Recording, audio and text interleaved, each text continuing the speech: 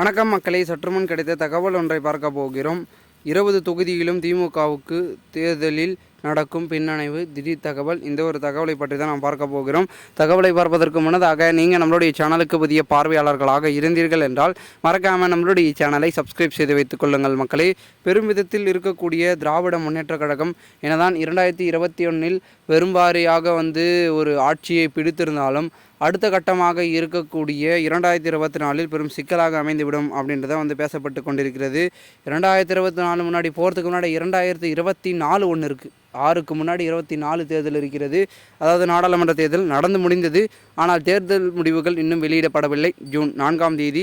அதற்காக அனைவரும் காத்து கொண்டிருந்தாலும் கூட திமுகவுக்கு மெஜாரிட்டி இருக்கிறதா, மீண்டும் வெற்றி பெறுவார்களா அப்படின்றது புரியப்படாமல் இருக்கிறது. திமுகவின் கருத்துக்கள் என்னென்னா, எந்த தோல்வியிலும் மிகவும் குறைவாக வாக்குகள் வருதோ அந்த தொகுதியில் இருக்கக்கூடிய மாவட்ட செயலாளர்கள் அதன் பிறகு இருக்கக்கூடிய பதவிகள் அனைத்தும் தூக்கப்படும் அப்படின்றதான் தலைமையின் ஒரு அறிவிப்பாக இருக்கிறது. ஆமாங்க, கட்சியில் எப்போயுமே அந்த இடம் சரியில்லை, அதில் இருக்கிறவங்க தூக்கிட்டு வேறு ஒரு பொறுப்பாளர்களை போட்டால் தான் கட்சி கொஞ்சம் சிறப்பாக இருக்கும். மீண்டும் அடுத்தடுத்து வரக்கூடிய தேர்தலில் நம்ம வெற்றி பெற முடியும் அப்படின்ற ஒரு நோக்கத்தில் செயல்படுவாங்க.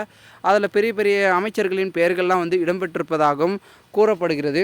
இது ஒரு பக்கம் இருக்க, பாஜக முக்கிய புள்ளியாக இருக்கக்கூடிய அண்ணாமலை அவர்கள், நாங்கள் 2024 ஆட்சியை பிடித்தால் கண்டிப்பாக திமுகவில் இருக்கக்கூடிய முக்கிய புள்ளிகள் ஒவ்வொன்றையாக தூக்குவோம் அப்படின்னு சொல்லிட்டு இருக்காரு. ஊழல்வாதியே தமிழகத்தில் இருக்கக்கூடாது அப்படி இப்படின்னு அவர் ஒரு பக்கம் சொல்லிட்டு கொண்டிருக்க, அவரும் ஒரு பக்கம் பார்த்திங்கன்னா தேர்தல் முடிவுக்கு பிறகு என்ன பண்ண போகிறார்கள் என்று தெரியப்படவில்லை.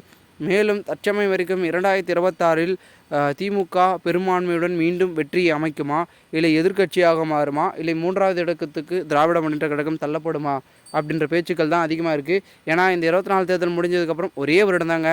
இந்த 24 முடிஞ்சு 25 ஸ்டார்ட் ஆச்சுனாவே சட்டமன்ற தேர்தல். ஓகேங்களா, எங்கு பார்த்தாலும் பார்த்திங்கன்னா பெரும் விதத்தில் தேர்தல் பணியில் தீவிரமாக இருப்பார்கள் கட்சிகள். ஏன்னா பார்த்திங்கன்னா எலெக்ஷன் அனௌன்ஸ்மெண்ட் பண்ணுறாங்க டேட்டு.